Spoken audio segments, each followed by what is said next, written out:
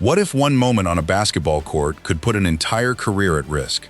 That is the question surrounding DiJonai Carrington after a hard foul on Sophie Cunningham turned into a controversy far bigger than anyone expected. What started as one physical play during a WNBA game quickly became a national conversation about race, social media, accountability, and Carrington's future with major brands. And now, according to reports referenced in the source material, even her relationship with Reebok may be in danger. But here is the part that makes this story so interesting. The foul itself may not be what caused the biggest damage. It was what happened after the whistle that changed everything. The incident happened during a nationally televised game between the Chicago Sky and the Indiana Fever. Cunningham was running toward the basket on a fast break when Carrington came from behind and made heavy contact with her around the head and neck area. Cunningham went crashing to the floor, and officials immediately reviewed the play.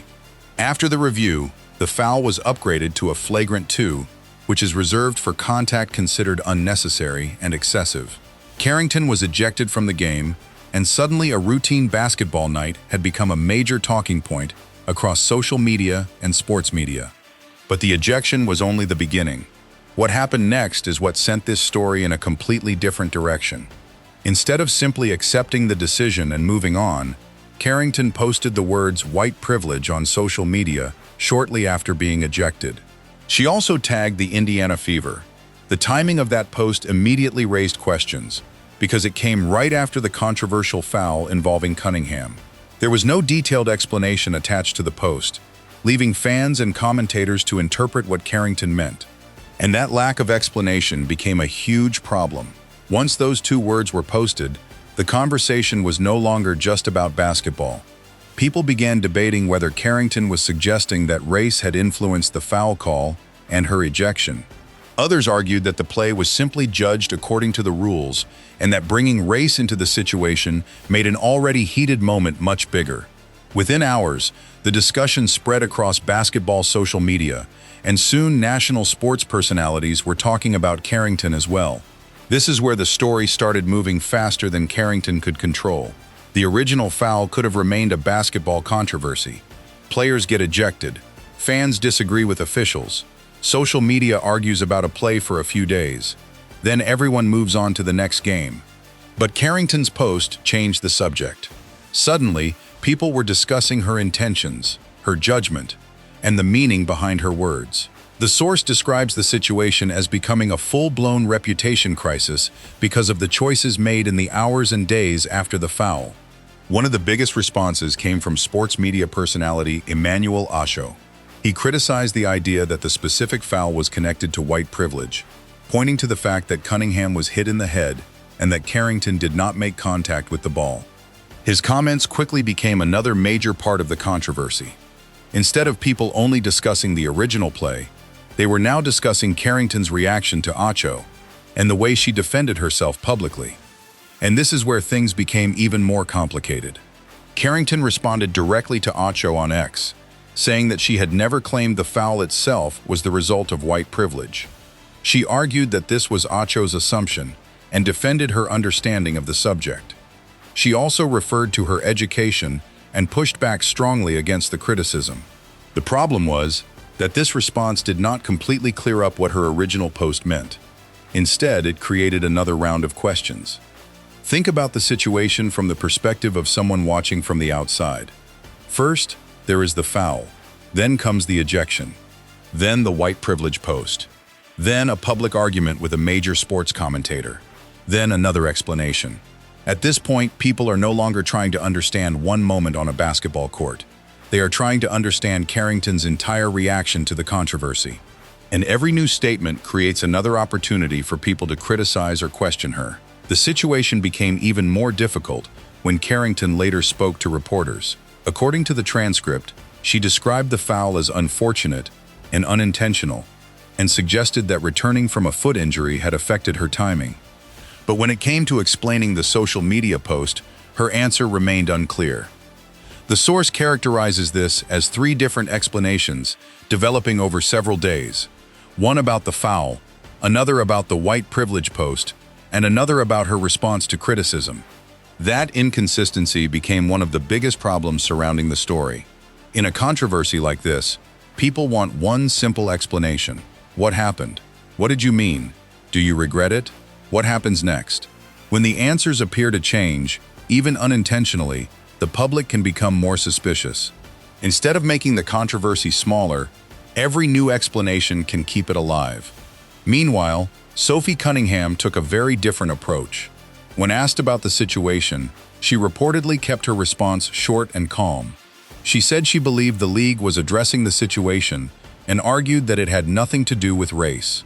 She also pointed out that she had experienced a similar incident in the previous season and had accepted her own ejection. That contrast became extremely important. On one side, there was Carrington, whose comments were being analyzed again and again. On the other side, there was Cunningham, who appeared to be trying to move forward. Whether someone agrees with either player or not, the difference in their public reactions became part of the story. And for professional athletes, especially athletes with major sponsors, public image matters. This brings us to Reebok. Carrington had signed a multi-year deal with Reebok in April of the previous year, according to the source. The partnership positioned her as one of the faces of Reebok's basketball relaunch and connected her with the brand's basketball products. At the time, the deal represented an important step in Carrington's growth beyond the court. She was becoming not only a basketball player but also a commercial athlete. But once the controversy exploded, some fans began directly calling on Reebok to drop Carrington. Social media users flooded the company's pages with criticism and demanded that the brand end its relationship with her. Whether these online demands alone influenced Reebok is impossible to know from the source. But the pressure created another layer to the story, because brands are extremely careful about the public image connected to their athletes. And then came the biggest claim in the entire story. The source says that multiple reports were circulating that Reebok was reportedly moving to terminate its deal with Carrington. That is an important distinction.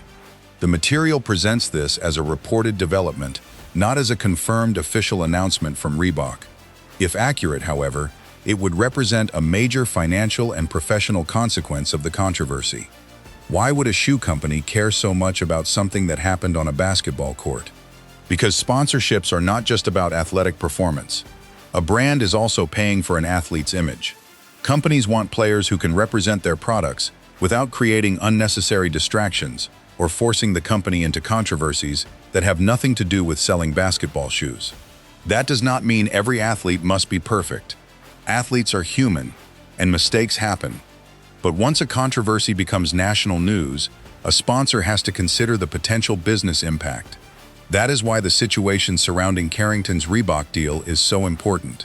The reported decision, if confirmed, would show how quickly a public controversy can move from social media to real-world consequences. And there is another lesson here that goes beyond Carrington. The source repeatedly argues that the biggest damage did not come from the foul itself. It came from everything that followed: the immediate social media post, the follow-up argument, the changing explanations, and the continued attention. A hard foul can become yesterday's news, but when the player involved keeps becoming part of the headlines, the story can continue growing. That is exactly what happened here. What could have been a debate about one basketball play became a debate about Carrington's personality, judgment, accountability, and marketability. Fans who had never paid much attention to her were suddenly talking about her. Sports commentators were discussing her decisions. And according to the source, her sponsors were reportedly being pulled into the controversy as well. There is also an important point about social media.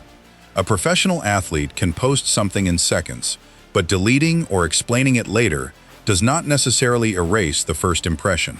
Once a post goes viral, screenshots circulate, videos are reposted, commentators react, other athletes respond. The original message can reach millions of people before the person who posted it has even had time to reconsider it. That is why Carrington's situation is such a powerful example of the risks athletes face in the social media era. The game does not stop when the final buzzer sounds. Every post, interview, comment, and reaction can become part of an athlete's public image. And the biggest question now is what happens next. If the reports about Reebok are accurate, Can Carrington rebuild her commercial image? Can she move past this controversy and allow her basketball performance to become the main story again? Or will this situation continue following her into future games and future sponsorship discussions? The answer will depend heavily on what she does from this point forward. One bad moment does not automatically define an athlete's entire career. But when a bad moment is followed by several controversial decisions, the consequences can become much harder to control.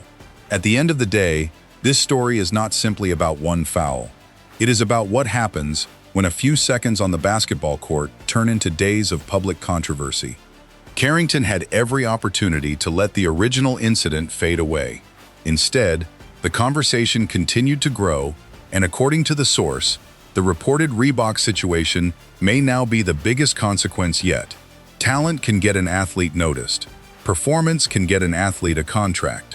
But in professional sports, reputation and composure can determine how long those opportunities last.